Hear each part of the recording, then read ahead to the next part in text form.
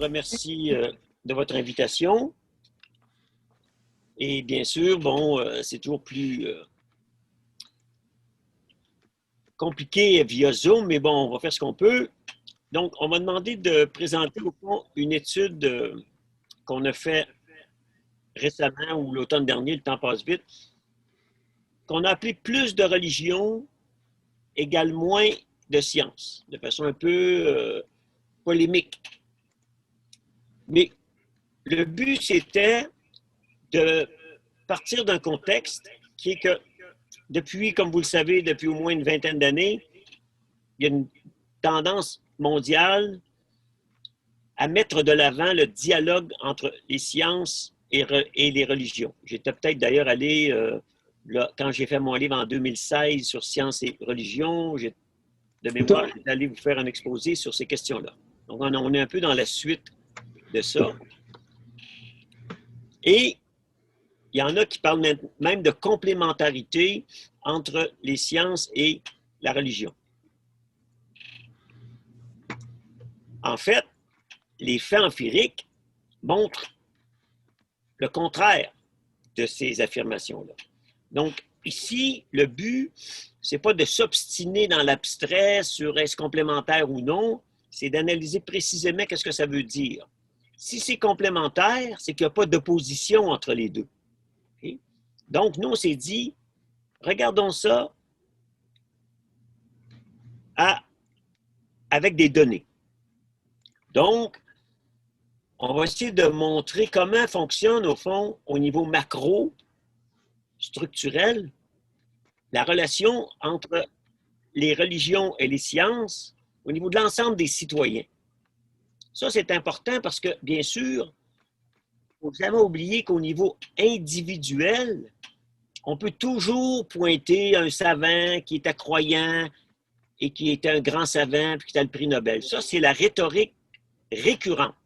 On trouve toujours dans un garde-robe un individu qu'on va dire, voyez-vous, lui, il avait le prix Nobel puis il était croyant.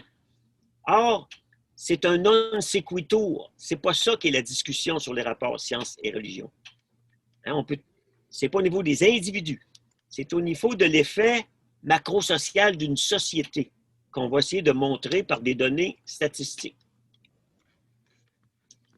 Et donc, on va montrer au fond par des statistiques que plus la religion est prégnante et plus la relation à la science est distanciée. Et on va voir qu'on a plusieurs indicateurs différents de cette croyance religieuse. Parce que quand on parle de religion, on peut vouloir dire beaucoup de choses. On va y venir. Et donc, notre hypothèse, qui est un peu de bon sens, parce que quand on réfléchit aux idéologies et aux croyances, l'hypothèse la plus plausible et même incontournable, c'est que les idéologies et les croyances ont des effets cognitifs. Parce que si les croyances, qu'elles soient religieuses ou autres, n'avaient pas d'effet cognitif, bien, ce ne sera pas des croyances, il n'y aura pas de conséquences. Donc, une véritable croyance doit avoir des effets. Or, tous ceux qui parlent de dialogue, science et religion parlent comme si, oui, oui, on peut croire à Dieu, à n'importe quoi, ça n'a pas de conséquences sur les sciences. C'est assez curieux. Hein? A priori, c'est curieux. Donc, on s'est dit, essayons de voir ça sur un terrain solide dans une étude comparative. Avant d'en venir aux sources de données, un mot sur justement cette question des croyances. On peut d'un côté avoir des croyances, dire par exemple, ben, je crois en Dieu. On peut aussi avoir été élevé dans un milieu chrétien ou musulman, juif, mais être au fond athée, pratiquement athée, et de ne pas avoir de pratique. Mais on peut aussi se dire, oui, je suis croyant, et ne jamais aller à la messe, et ne jamais pratiquer un rite. C'est le cas de la plupart des Québécois qui vont être prêts à se dire catholiques, parce qu'ils ont été élevés dans ça, ils ne vont pas à la messe, mais oui, vaguement, ils croient en Dieu. Ça, c'est un niveau très faible de croyance. Ou on peut dire, moi, je vais à la messe à tous les jours, ou je fais mes ablutions 3 fois par jour. Donc, l'intensité des pratiques, on va les mesurer aussi. C'est comme ça qu'on va avoir des indicateurs différents au niveau agrégé. Donc, voici. Et là, on s'est dit, au fond, notre point de départ, c'est de dire qu'il y a plein de données statistiques qui sont sous-utilisées. C'est le cas des enquêtes aux États-Unis, entre autres, mais en Europe aussi. Et donc, en Europe, par exemple, on a ce qu'on appelle l'Eurobaromètre. Or, les Eurobaromètres sont des enquêtes récurrentes dont la plupart du temps, on se contente de donner des résultats très limités dans les journaux. On va dire, ah, telle enquête vient de dire telle chose. On sort 2 chiffres et c'est fini. Mais derrière ça, il y a des quantités énormes de données sociologiquement intéressantes. Même chose pour le Pew Research Center, qui est aux États-Unis, probablement le centre qui fait le plus d'enquêtes. Très intéressantes sur la vaccination, les croyances scientifiques, sur plein de phénomènes. Et eux aussi, les résumés sont assez descriptifs et donnent les grands thèmes. Mais heureusement, ils permettent aux chercheurs, comme nous, Christophe et moi, d'avoir accès aux microdonnées, donc aux données brutes. Or, tous ces sondages-là ont toujours des variables sociodémographiques. Donc, on s'est dit, on va réanalyser les données qui ont été sous-analysées et qui contiennent de l'information sur la question qui nous intéresse. Et donc, c'est ce qu'on va faire ici. Et donc, on a, dans l'Eurobaromètre de 2005 et de 2010, on a un échantillon représentatif d'environ 28 000 personnes dans l'ensemble de l'Europe. Donc là, on pourrait ensuite séparer l'Italie de la France, mais en gros, l'Europe, c'est quand même un ensemble de pays développés, d'influence chrétienne depuis des siècles. Donc, on a quand même là une bonne idée du mode de pensée de ces gens-là. L'autre enquête, c'est le Pew Research Center, qui a été faite en 2018. Donc, ils n'ont pas été faites les mêmes années. Sauf que les tendances qui nous intéressent sont les tendances profondes. Ça ne varie pas d'une année à l'autre. Donc, le fait que c'est 2005-2010, moi, ça ne me pose pas de problème. Puis, vous allez voir qu'on prend celui de 2018, vous allez voir les résultats sont les mêmes, au fond. Okay? Donc, le Pew Research Center, lui, a fait une enquête aux États-Unis représentative sur 2500 individus. Ça, c'est notre base de données. Donc, nous, on n'a pas fait l'enquête. On a eu les données micro et avec Christophe Tallin, qui est mon collègue qui est chercheur au CNRS en France, on a fait donc les analyses pour répondre aux questions qui sont les nôtres. Donc, la partie 1, c'est de dire, regardons la relation entre les pratiques religieuses et les croyances religieuses d'un côté et le niveau des connaissances scientifiques. Maintenant, donc, ça, c'est la partie 1. On commence avec ça. Donc, comment ça marche? On a deux indicateurs. Okay? Dans l'enquête de l'Union européenne, l'enquête du niveau de connaissance, c'est 13 questions standards qu'on retrouve souvent d'ailleurs dans les enquêtes aux États-Unis, qu'on pose depuis 40 ans. Et donc, c'est un indicateur, c'est un baromètre de connaissance qui contient 13 questions sous forme de vrai ou faux.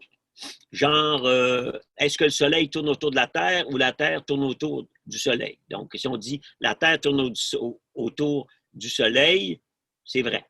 Si on dit que c'est faux, bon, un coup de bâton, c'est droit. Ça, c'est la mesure. Aux États-Unis, c'est similaire. D'ailleurs, un certain nombre des questions sont les mêmes, mais il y en a 9. C'est pareil, c'est vrai ou faux. OK? Voici les résultats. Et avec ça, donc, on peut faire un indice du niveau de connaissance. Ici, on a pour l'Union européenne la distribution des bonnes réponses. Donc, en gros, on voit qu'on a une distribution normale, décalée un peu vers le haut, ce qui est une bonne nouvelle. Ça veut dire que la moyenne des bonnes réponses, c'est 8 sur 13, donc c'est à peu près 65 Donc, la moyenne a la note de passage. On sait plus que la moitié. On a 8 réponses de bonnes sur 12 en moyenne. Et la moitié des gens ont 9 réponses de bonnes. Donc, c'est un bon niveau. Aux États-Unis, on voit aussi, là aussi une distribution à peu près normale, hein, autour du milieu. Hein, c'est la vieille courbe en cloche. Hein, il y a la moyenne, puis ceux en bas de la moyenne, puis ceux en haut de la moyenne, en gros. Donc là, c'est pareil, 4,4 sur 9. La moyenne est plus basse un peu peut-être aux États-Unis qu'en Europe, ce qui peut expliquer d'ailleurs l'existence de Donald Trump.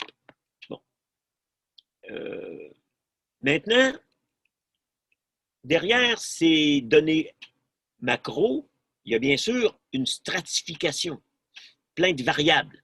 L'âge, le niveau d'éducation, on devine sans peine que si le sous-ensemble a une formation doctorale, bien, sa moyenne va être au-dessus de ceux qui ont une école primaire, etc. Donc, c'est des choses standards auxquelles on est habitué. Regardons donc immédiatement qu'est-ce que ça donne avec la variable religion. OK? Donc, je l'ai dit que pour l'ensemble de l'échantillon européen, la moyenne, c'est 8. Et si on regarde la variable religieuse, on voit tout de suite que les 100 religions, donc j'ai mis ici par ordre décroissant de connaissances dans l'échantillon. On voit que ceux qui sont sans religion, donc en gros les athées, sont les meilleurs. Ils sont au-dessus de la moyenne de beaucoup, ils ont 9,56 bonnes réponses. Les protestants suivent de près, suivis des autres religions. Ça, c'est des religions bizarroïdes, là. Donc, c'est n'importe quoi d'autre qui n'est pas le catholique, l'orthodoxe, le musulman et le protestant. Donc, ça peut être des panthéistes qui croient à Raël, peu importe. C'est une minorité. Et on voit bien que le plus bas et de loin, c'est ceux qui se déclarent musulmans. Donc, ici, on a la déclaration de religion. Quelqu'un dit « je suis catholique ». L'autre dit « je suis protestant ». Okay? Ici, vous allez dire « ah, on n'a pas de données sur ceux qui se déclarent juifs ». La raison est simple, c'est qu'en Europe, la proportion des juifs est très faible. Donc, dans l'échantillon, il n'y a pas de chiffres assez nombreux pour être capable de faire des statistiques. OK? Maintenant, regardons avec l'échantillon américain. Donc là, on a deux choses complètement différentes. Hein, on a une population européenne et ensuite une population américaine avec la même question. Quelle est la relation entre le niveau de connaissance et la religion? Et c'est d'autant plus intéressant que les questions ne sont pas exactement les mêmes. Donc, on mesure avec un thermomètre un peu différent le niveau des connaissances et on cherche les corrélations avec la déclaration de religion. OK? Ça donne ça. On a exactement le même ordre. Même ordre de déclin. Vous allez dire, oui, mais dans les données américaines, il n'y a pas les musulmans. Effectivement, parce que l'échantillon est trop petit, puis dans la population américaine, trouver des musulmans, c'est plus difficile qu'en Europe. Donc, notre échantillon est trop petit. Mais on peut facilement faire la prédiction que si on avait un échantillon immense qui permettrait de sonder la population musulmane, personnellement, s'il y avait une gageure à faire, c'est qu'ils seraient, comme en Europe, les derniers. Donc, premier résultat statistique, avoir une religion, déclarer une religion est corrélé avec une connaissance scientifique moyenne plus faible. Ça, c'est une conclusion que les gens n'aiment pas entendre parce qu'ils ne comprennent pas les statistiques au niveau macro-social. Ils pourront toujours nous trouver deux tondus et 3 pelés qui sont au-dessus de la moyenne. Mais ce n'est pas ça qui compte. Ce qui compte, c'est que globalement, il y a une corrélation. Ça, c'est le premier résultat. Allons en haut. Et, j'insiste, ces différences-là sont statistiquement significatives. Je ne vous montre que des données statistiquement significative.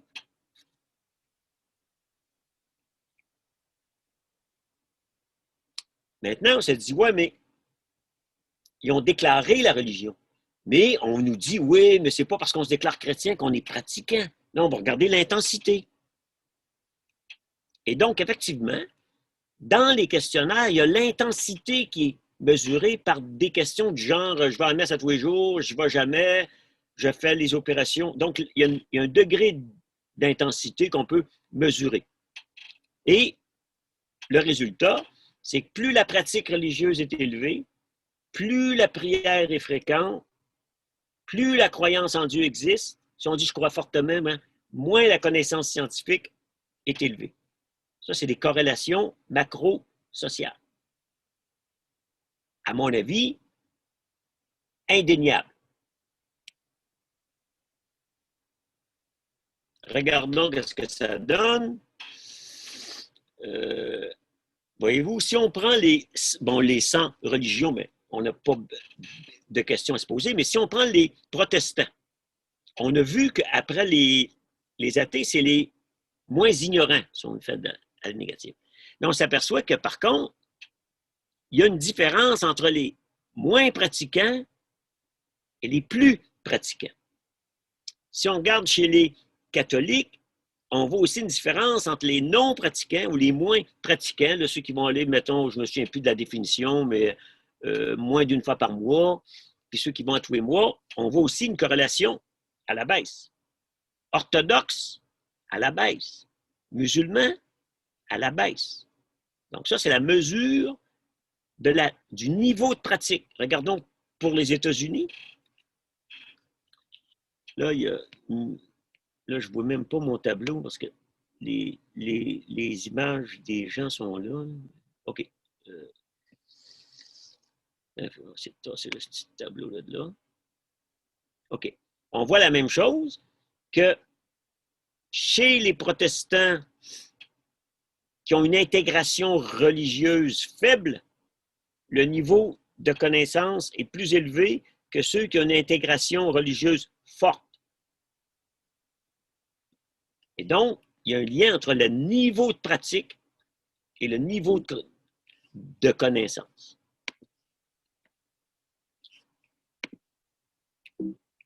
Ah, c'est... OK. Donc, bien sûr, on va dire, ouais, mais ça, c'est pas dû à la religion, c'est dû à l'âge, c'est dû au niveau de connaissance, c'est-à-dire au niveau d'éducation. Sociologie 101, c'est évident. OK? Les hommes aussi, un autre résultat classique qu'on peut décrier, on peut déplorer, mais comme disait Spinoza, en science, le but, ce n'est pas de rire, de pleurer ou de déplorer, mais de comprendre. Donc ici, on a un résultat qui confirme, à mon avis, que nos données sont bien construites, c'est qu'en moyenne, sur les sondages en sciences, la moyenne des hommes est toujours plus élevée que celle des femmes. Et que la différence ne disparaît que lorsque les deux sont au niveau du bac ou de la maîtrise, et surtout de la maîtrise. Les moyennes sont plus basses. Pour 1000 raisons, elles sont plus basses. L'âge est peu discriminant. Ça veut dire que quand on regarde l'âge, ça n'affecte pas le niveau de connaissance, toute chose étant égale par ailleurs. Okay? Et bien sûr, le niveau d'études est corrélé positivement avec la compétence. Il fallait s'y attendre, mais c'est ce qu'on mesure. Donc, les données sont réalistes. Exemple, ici, j'ai construit un indice que j'aime énormément. Je me suis dit, je vais mesurer de ce que j'appelle la valeur ajoutée d'une unité d'éducation par religion. Donc, si on prend pour deux individus avec des religions différentes, le niveau le plus bas de connaissances, disons qu'ils n'ont pas secondaire, puis le niveau le plus haut, qui sont à l'université. La différence, est-ce qu'elle est la même pour toutes les religions? Et c'est une question intéressante et à ma énorme surprise, on découvre que chez les sans religion, donc c'est les athées, l'écart d'ignorance entre le moins éduqué, qui est le plus éduqué, et le plus bas. Et pour les musulmans, il est le plus haut. Ça veut dire que pour une religion donnée, l'éducation a beaucoup plus d'effet sur le niveau de connaissance scientifique chez les musulmans que chez les catholiques ou chez les protestants. Donc, l'éducation a un effet, mais c'est un effet différentiel. Et ça, à ma connaissance, ça n'a jamais été observé. Moi, je ne connais pas de texte qui nous a démontré ça. Mais, malgré le niveau d'éducation, l'effet de la religion demeure. Hein, on a la preuve ici. Si vous êtes catholique, mais que vous avez beaucoup d'éducation, ben, vous dépassez la moyenne. Si vous avez peu d'éducation, vous êtes en bas de la moyenne. Et chez les orthodoxes, donc, il y a une différence toujours entre les religions à niveau égal. Autrement dit, si on prend des catholiques qui ont 20 ans et plus d'éducation, leur moyenne est 9, mais si on prend des athées qui ont 20 ans et plus, leur moyenne est 10. Si on prend des musulmans qui ont leur moyenne est 8. Donc, il reste toujours un différentiel lié à la religion, d'après nos données, qui, à mon avis, ne sont pas surprenantes. Même chose pour les États-Unis. Si on prend un échantillon qui est américain, on obtient aussi ces résultats-là. Donc, plus de religion égale moins de science. Ça, ce n'est pas une critique de la religion, c'est une observation sociologique de dire, croyez ce que vous voulez, mais croyez pas que ça n'a aucun effet dans le monde, cette affaire-là. Hein? Maintenant, on s'est dit, OK, je pense qu'on voit clairement l'effet de la religion sur les connaissances scientifiques, mais qu'en est-il sur les représentations de la science? Donc, les représentations de la science, ça veut dire, est-ce que vous pensez que c'est bon pour la société, la science? C'est ça, les représentations. Ce n'est pas des connaissances. On peut être bien ignorant, mais dire la science, c'est génial. Ça, c'est une représentation positive. Ou on peut dire, ouais, la science, c'est problématique, ça c'est pas bon pour la société, trop de science. Hein? Comme disait Duplessis, la connaissance, c'est comme la boisson, il y en a qui ne portent pas ça. Une phrase extraordinaire de Duplessis, qui avait un sens d'humour élevé pour... Il y a les naïfs qui pensent qu'il n'y avait pas un grand sens d'humour. Donc, si on regarde, en général, aux États-Unis, ce qu'on pense de l'effet de la science sur la santé, sur l'environnement, sur la qualité de la nourriture, on voit très bien que les Américains sont très positifs. La science, c'est génial, ça améliore la santé, il n'y a pas de doute là-dessus. Donc, ça, c'est bon. Maintenant, on voit que cette vision-là varie selon les individus. Et on voit qu'elle n'est pas la même. Les femmes ont une représentation moins positive de la science que les hommes. Par contre, les jeunes aujourd'hui, parce qu'on est en 2010, là, non, on est en 2018, ça, c'est une chose sur laquelle on va revenir, nous, dans des travaux à venir, c'est que j'ai découvert depuis 2 ans, en observant par hasard toutes sortes de sondages, toutes sortes de sciences, par exemple le sondage Pew sur la vaccination, qui n'est pas ici, mais que j'ai regardé. Et là, ici, on a le sondage sur les connaissances et sur les représentations des sciences. Et j'ai fait un autre sondage l'automne dernier sur les connaissances scientifiques des journalistes. Et je trouvais la même chose. C'est que la jeune génération, ceux qui ont entre 18 et 35, sont plus sceptiques, moins positifs envers la science que les gens d'au-dessus de 55 ans. Et donc, c'est ce qu'on voit aussi ici, voyez-vous, dans la classe d'âge, ceux qui ont une vision très positive de la science sont les plus âgés et bien sûr, ceux qui sont les plus éduqués. Parce qu'en général, quand on a peur de la science, c'est qu'on est ignorant. Je le dis de façon carrée, mais en gros, c'est ça. OK? Et quand le niveau d'intégration religieuse est faible, donc on est plus loin de la religion, on a une vision plus positive aussi de la science. Et quand on est évangéliste, et là j'ai des données sur les évangélistes, bien sûr, seulement sur les Américains, parce qu'en Europe, les évangélistes, c'est pas fort.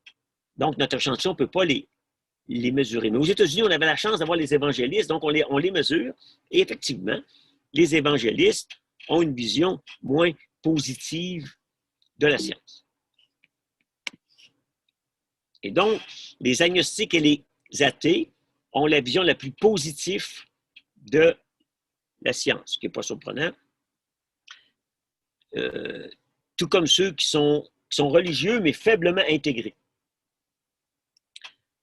Donc, ces résultats-là nous amènent, à mon avis, sans gros surprise, mais je vais donc dire qu'il y en a, par contre, qui n'aiment pas ces résultats-là, je vais y venir, mais en gros, ça nous montre que l'intégration à une religion est corrélée négativement aux connaissances et aux représentations des sciences, du moins dans l'Union européenne et aux États-Unis. Maintenant, je vais vous dire quelques mots plus anecdotiques, mais sociologiquement, à mon avis, significatifs. C'est que les résultats qu'on a ici, qu'on a mis dans une note de recherche, qu'on a circulé, je regarde par rapport aux réactions de personnes qui sont supposées d'avoir une vision scientifique des sciences sociales, sont mal reçues. Et donc, on cherche des poux dans la méthode. Et ça, c'est très intéressant parce qu'en sociologie des sciences, il est connu que les données, soi-disant, la rhétorique des données probantes, c'est une rhétorique. Pour une raison très simple, c'est que les données probantes sont probantes quand tu es d'accord avec les résultats. Et les données probantes ne sont pas probantes quand tu n'aimes pas les résultats. Je pourrais vous donner plein d'exemples de ça. Okay? Et donc, moi, j'observe, parce que j'ai envoyé notre article à une revue scientifique. Tout d'abord, le rédacteur l'a refusé tout de suite, avec des arguments spécieux.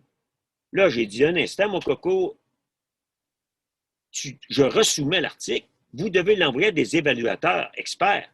Vous connaissez, j'admets pas vos commentaires sur notre article pour des raisons tac, tac, tac. Scientifiques, argumentés.